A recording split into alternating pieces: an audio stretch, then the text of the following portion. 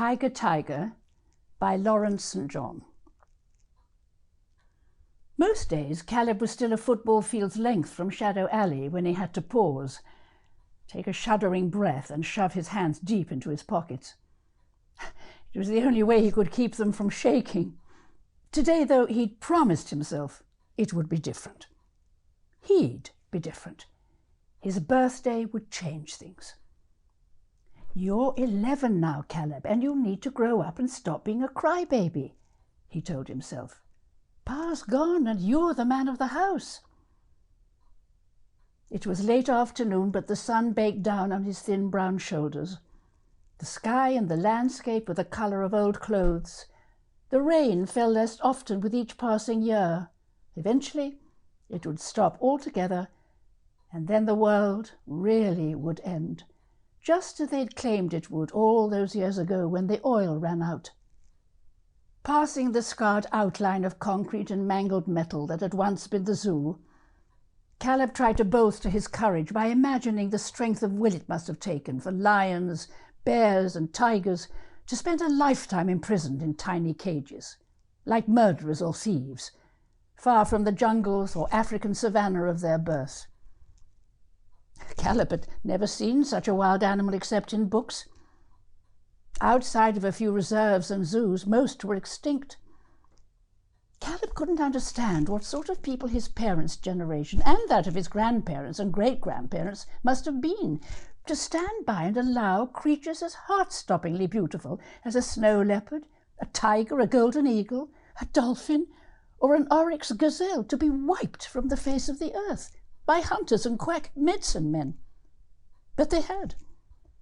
"We thought they'd always be there," his mother would say with a shrug when he asked her about it. "We kept waiting for someone to save them." "Why didn't you save them?" Caleb wanted to know. "I wish I had," she told him sadly. "I wish I had." The animal Caleb would most like to have seen was a tiger. But the tigers had escaped, and most of the other zoo inmates either starved to death or been lost to illness or fighting during the last water war, back when Caleb was 3. His father had been killed in battle, not long afterwards, defending the local lake. Now the lake was all dried up. To Caleb it was as if he died for nothing. The tigers had died for nothing too.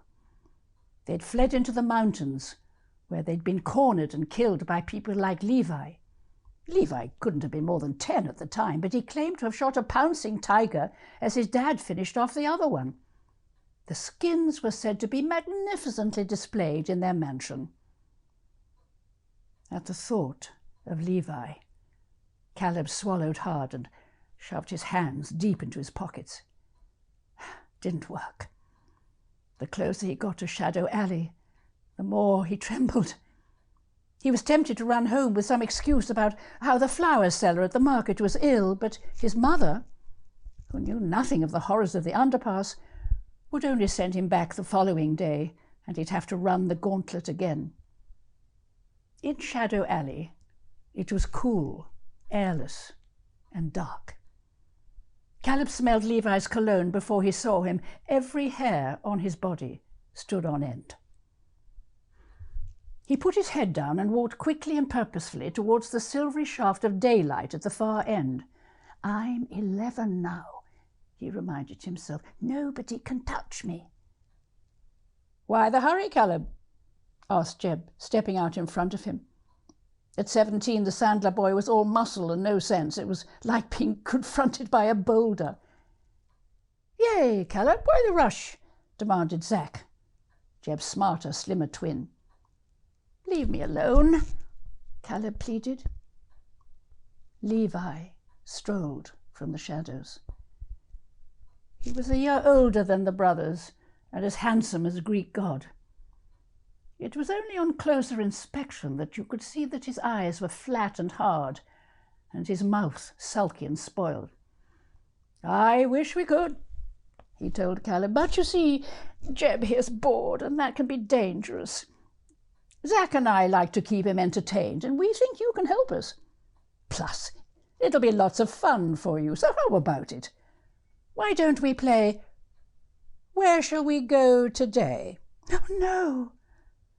To Caleb's shame, his eyes filled with tears. He was sweating with terror. I don't want to play. Please let me go. I only want to buy flour at the market. Levi grinned. Nothing gave him more pleasure than watching boys smaller than himself squirm or beg.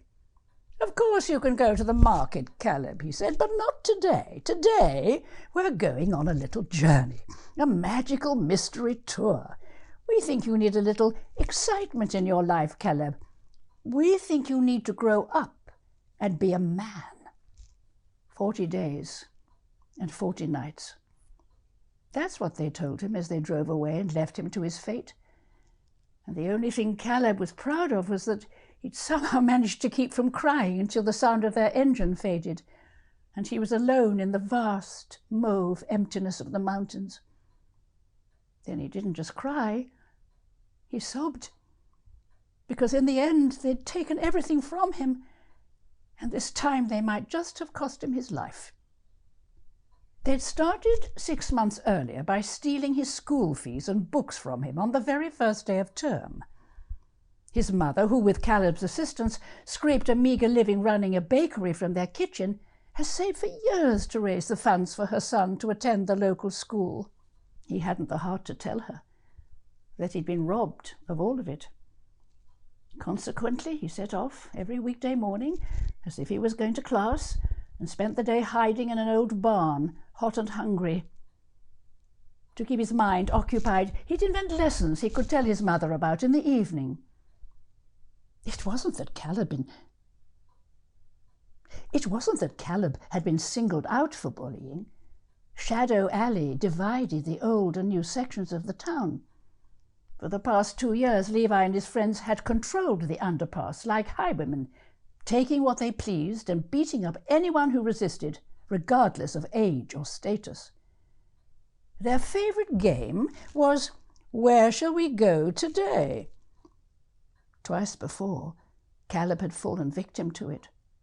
Once, they'd put him in the metal scoop of a builder's crane, raised it up to 200 feet and left him there overnight.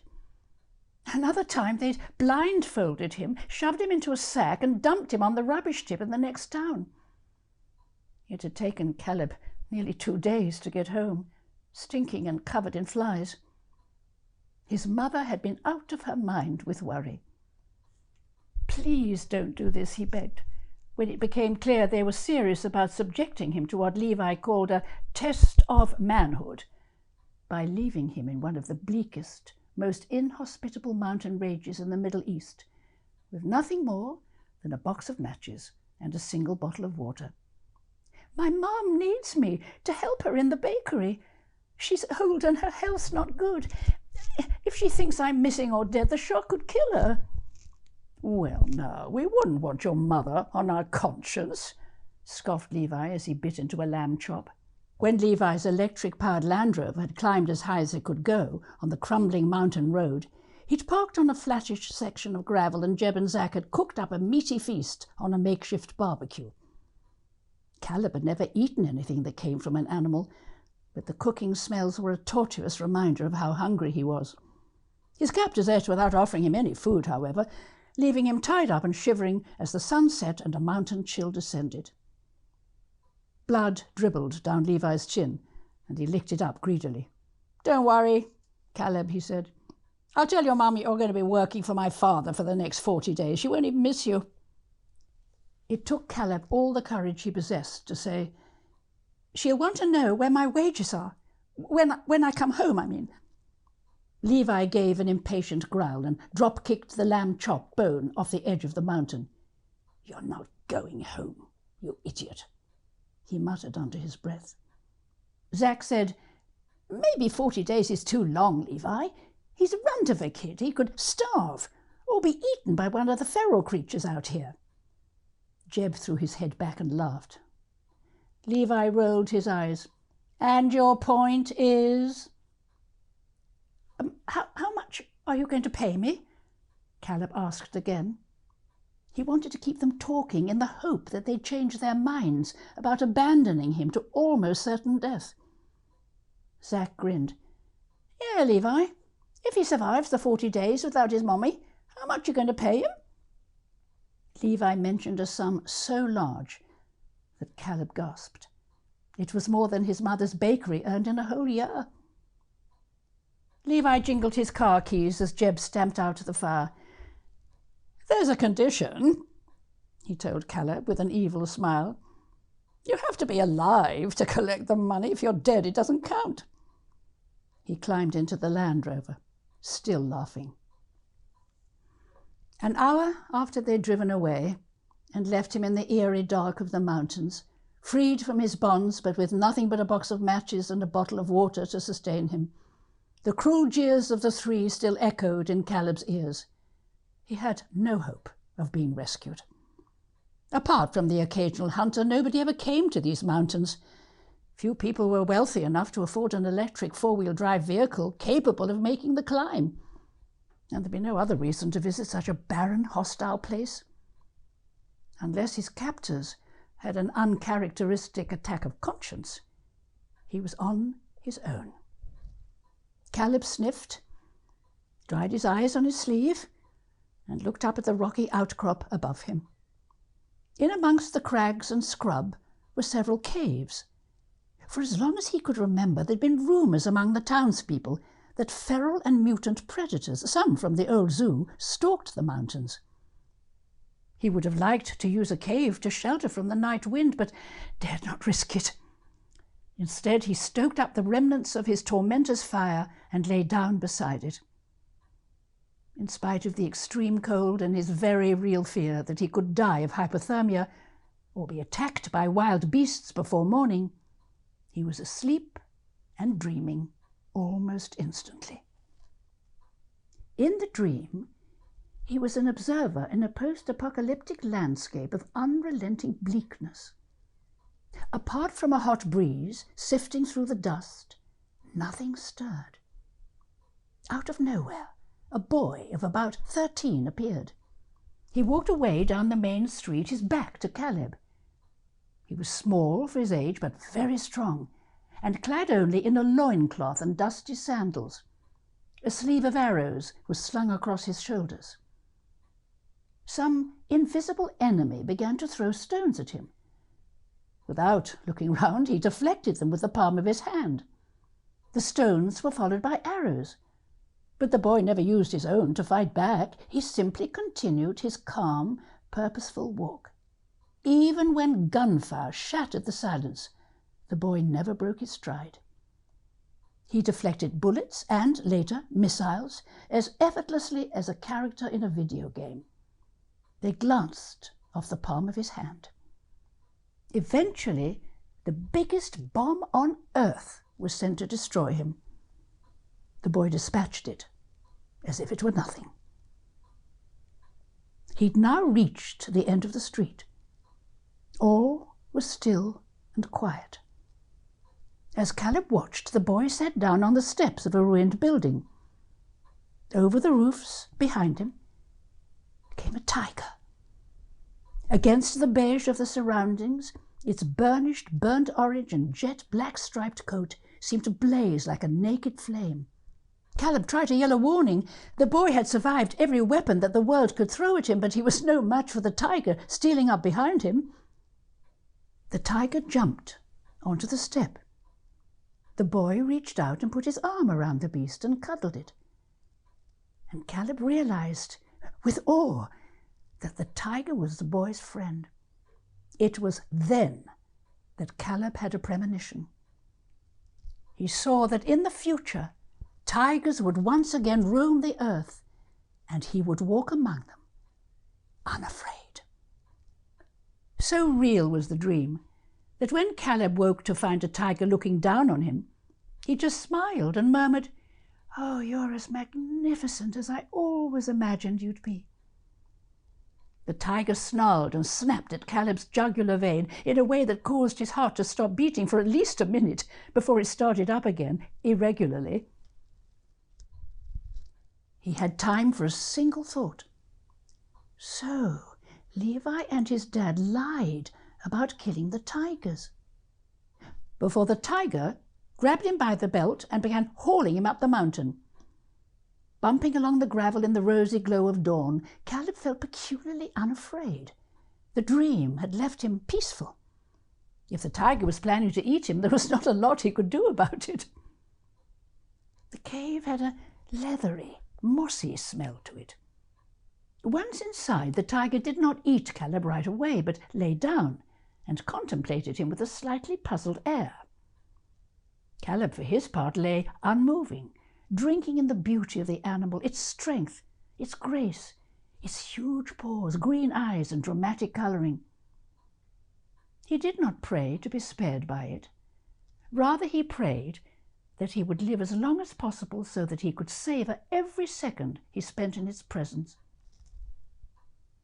An hour went by, and nothing happened. The tiger watched him, and he watched the tiger. But as the temperature rose, he became increasingly hungry and thirsty. He thought of his water bottle. Could he get it without being attacked? He stood up. The tiger bared its fangs, but did nothing more. Caleb set off down the mountain, followed at a distance by the tiger. Beside the ashes of the fire, he found the bottle. It had been shattered in the night by marauding beasts, possibly attracted by the meat bones. Caleb knew very well that without water he'd be dead in days. He looked at the tiger. "Where do you drink?" he asked her. "Where do you find water?" The tiger growled, but it was not a growl of rage. It returned to its cave with Caleb following. Together they spent a long, quiet, hot day. However, Caleb was used to those. He thought about his mother, hoped that Levi had spoken to her as he promised, and that she wasn't worrying. In the afternoon, the tiger got up and climbed the mountain, keeping to the shadows. Caleb went after her. She entered a narrow space between two rocks and set off along a dank, claustrophobic tunnel. Suddenly, the space widened and became lighter. Caleb's mouth dropped open in amazement. They had entered in a vast cavern illuminated by a shaft of sunlight. In the centre of it was a spring that fed a clear pool. The tiger immersed herself in the water. After a moment's hesitation, Caleb did the same, drinking his fill as he did so. Thirst quenched, he and the tiger lay studying one another. Caleb would willingly have drowned in the sacred green depths of the tiger's eyes. It was beyond his comprehension that Levi and his father could have taken the life of her mate. When darkness fell, they returned to the cave. The tiger disappeared for a long while and reappeared with a freshly killed rabbit. When she'd eaten her fill, she seemed to have no objections to Caleb taking the rest. She watched as he built a fire at the cave entrance and cooked it. The eating of flesh was repellent to him, but he knew it was his only chance of survival. The tiger enjoyed the warmth of the fire. The flames lent a fiery sheen to her coat. When Caleb grew tired, he lay down beside her, resting his face against her muscular shoulder. In his dreams, he thought he could hear her purring. For 40 days and 40 nights, this was the pattern of their existence. They swam, they ate, they slept. They enjoyed one another's company. Caleb marked the passage of time with small stones. He ate berries and roots for variety. When at last a plume of dust signalled the return of the Land Rover, he wept, not with fear, he would never be afraid again, but because the most magical month of his life was almost over. He and the tiger hid in the darkest corner of the cave. Outside, he could hear the teenagers arguing as they searched for him. Levi said, I don't know why we're even bothering to look for his bones. That little runt couldn't have survived a storm in a teacup. Let's tell his mother he was abducted by water raiders and hasn't been seen since." The tiger growled. "What was that?" asked Zack, alarmed. "It sounded like a wild cat." Levi marched into the cave, the twins following reluctantly behind. "Well, it won't be anything larger than someone's missing Moggy," he assured his friend. "My father and I have shot everything else." The tiger gave a savage roar. She would have clawed the three in an instant had Caleb not kept a soothing arm around her. The roar echoed around the cave, causing the teenagers to scream like girls. "Calm down," Caleb instructed from the shadows. An idea had come to him. "Caleb?" cried Levi, looking around frantically. "You nearly scared the life out of us. Why are you making that hideous noise? Where are you? Can't see a thing in here." The tiger snarled again. "You mean, why do I sound like a tiger?" Caleb asked. "Simple. After you left me here to die, my body was inhabited by the spirit of the tigers you killed. You remember them, don't you, Levi? You had at least one of them stuffed and mounted, and it's hanging on a wall in your home.